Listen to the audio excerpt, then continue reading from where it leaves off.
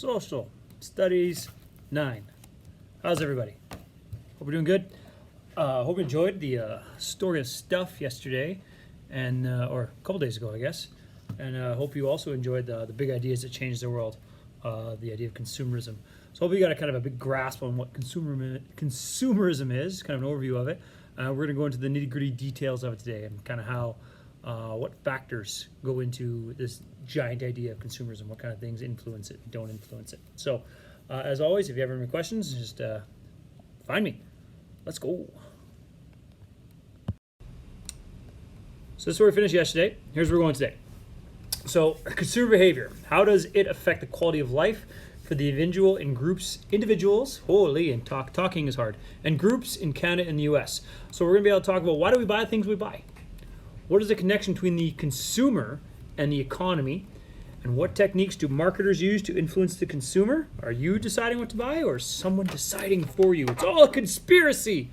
And how does the government influence consumers? Do they tell you what to do? Talk about that. Okay. So first off, what guides your behavior as a consumer? So imagine, if you will, COVID is over. Yay. It's Saturday afternoon, and you're going to the big mall. And by some miracle, you got money to spend. Why will you spend the money that you have on the products that you buy? What influences you? So how will your identity, so who you are, what you believe in, groups you belong to, how will that come into play? How will that affect your behavior? How much will you consider your health when buying products that you buy? How does choosing a product affect the jobs people have? How does choosing a product affect the environment? Will marketing affect what you buy? And then the big question is, do you really need to buy anything at all? You recall from the story of stuff, and the first thing they talked about, and I remember this, is after 9/11.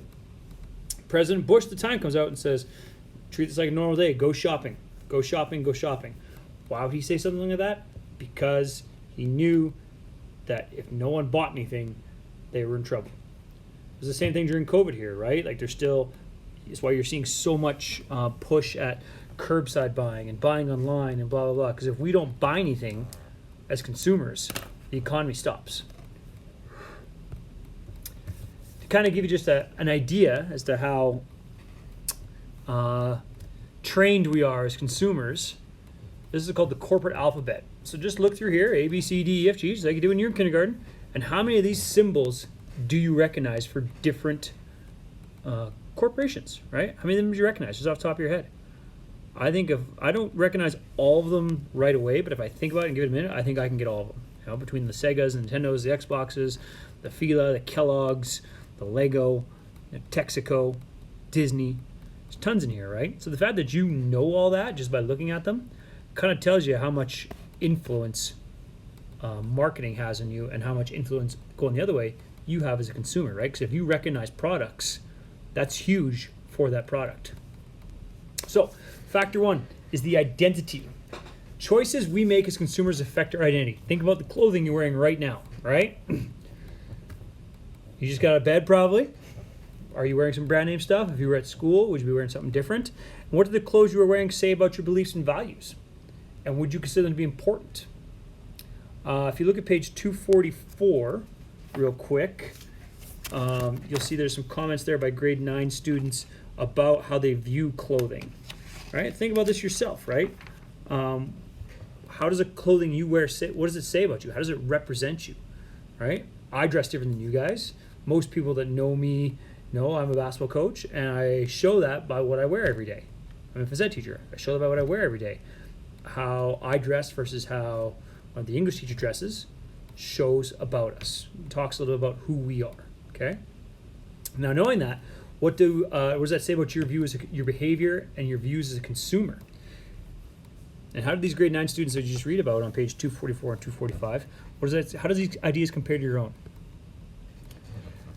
Factor 2, health and safety. How much will you consider your health, your safety, your security when buying products? Right? I mean, there's this basic ones like no smoking. I don't buy smokes because it kills you, right? But, do you buy anything else because you consider it to be safe or unsafe? Many consumers make bad decisions that can negatively impact the quality of life in society. In such cases, it is necessary to have consumer safety legislation in place to protect citizens.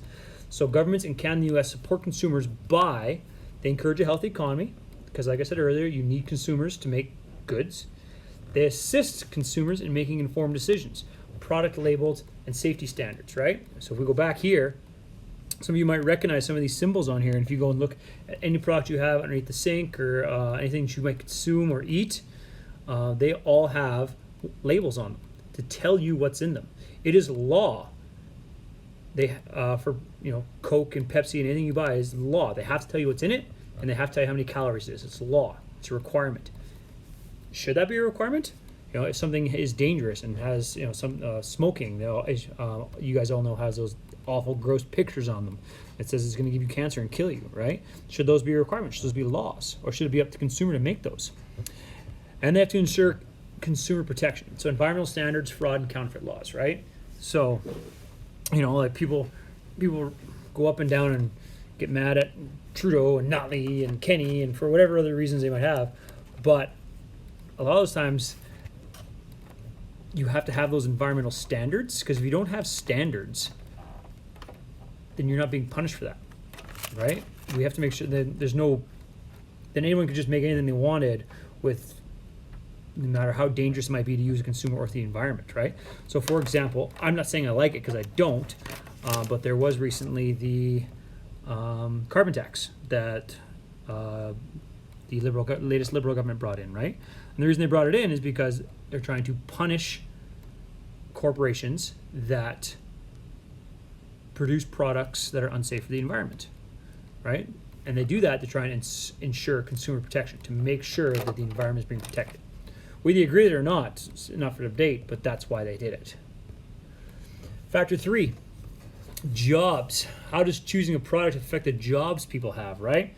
If you buy a lot of things, then there's going to be more jobs to produce that product. If you don't buy things, then there'll be less jobs to help produce that product, right? Consumer choices affect the job market. Consumer spending dictates which sector of the economy and types of industries will experience growth. So as we know right now, oil and gas is plummeted right now, right? Because there's no demand for our product.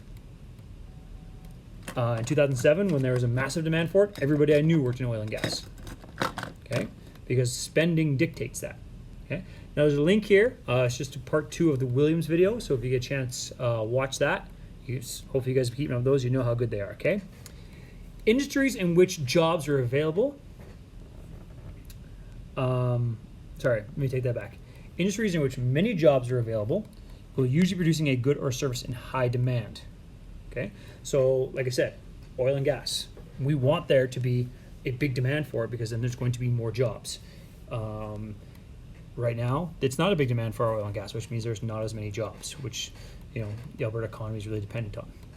Consumer spending accounts for 70% of economic activity in the USA and 60% in Canada. Now, why I suppose is that 10% difference? Well, hopefully you remember how our economies and how our countries are set up a little bit different, right? Remember, in the USA, they're a much higher free market system, so they're going to have more consumer spending, whereas we in Canada have more government spending. Both governments watch consumer spending closely to judge economic growth. Growth is the degree at which a country's wealth increases over time. Every country wants to be wealthy, right? So governments will monitor consumer spending to see how well their economies and their country's wealth is doing. Factor 4, the environment. So how important to you are the environmental impacts of products and services that you choose? Recall from Stories of Stuff, right? Buying something as simple as a bottle of water has environmental impacts, right? And is that something that you think about when you buy a product? Production, packaging, sale of all products you buy has an impact on the environment. Legislation in both Canada and the USA has been passed to help consumers make environmentally friendly choices. So there are, again, guides and labels on appliances. I'm sure none of you have bought a fridge before, but whenever you buy a fridge or buy a washer, there are labels on it that tell you how much water and power it's using. Many companies have shifted towards environmentally friendlier products due to that consumer demand. So, for example, the organic food. I don't buy organic food. I think it's a ripoff personally, but some people do. You saw there's been a huge blow up in the last few years of the Beyond Meat, right? You see a lot of, it started with A&W, and now all these companies are having Beyond Meat products. Why? Because there's a consumer demand for it. You can't say there's not. You might not like it. I don't like it. I don't eat it. But there's a demand for it. So when you see a demand, you see a shift in what kind of companies will produce that, right? And who'd have thought that fast food restaurants would be producing vegan meat? Never would have crossed my mind 5 years ago. Now there's a huge demand for it. So, is it time to change our buying habits? So think back to a recent purchase that you made. Now it says here, let's create a chart, but obviously we're not going to do that. But let's think about this. What materials in that product did you use? Where did those materials come from? Right? So if you bought, I don't know, a shirt, shoes, a computer, what materials were used in producing that product? Where do those materials come from? How are they used to create that finished product? And what effects these materials might have on the environment after you throw it out? Remember, for storage stuff, very rarely are things actually recycled. Usually they're just upcycled. Eventually, everything gets made into something that gets thrown out. It's inevitable, right? Even when we recycle things get made into something else that eventually gets thrown out. So is that something we need to think about when we're buying our products? Do we need to think about the environmental impact of having that product will have? That's it for today. There is one more factor. It's the big one. It's marketing. It's the most fun one to talk about, so I kind of leave it on its own.